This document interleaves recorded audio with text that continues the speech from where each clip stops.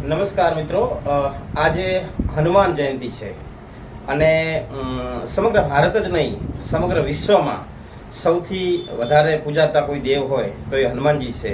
આપણે ત્યાં ગામડે ગામડે હનુમાનજીના મંદિરો હોય છે અને શાસ્ત્રીય રીતે તો હનુમાનજીના વિશે અનેક સંતોએ, અનેક કથાકારોએ પોતપોતાની અભિવ્યક્તિ કરી છે. પરંતુ ચારણી પરંપરામાં હનુમાનજીની ઉપાસના કંઈક અલગ રીતે થઈ છે અને આપણી વચ્ચે અત્યારે અમારા રાફુના મિત્ર હેમભા ગઢવી હાજર છે. એ હનુમાનજી વિશે ચારણી પરંપરામાં એ પોતાની અભિવ્યક્તિ રજૂ કરશે. બળવંતો મહાબજરાંગી સમરથ રઘુવીરનો સંગી રે રહ્યો સદા એક જ રંગી. હેતુ કરીને જતી હનુમાને કર્યા રામ નાય કામ.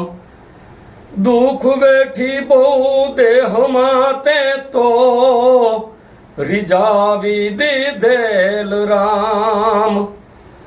લાવો સેવક થઈ લીધો અનડંકો ત્રણ લોકમાં દીધો રે. લાવો સેવક થઈ લીધો. તોજ દિન યચક કર લચક મચક ધારગીરી બર ધસકત બિકલનાક દિગપાડ કોલ કમટ પીઠ મચગત.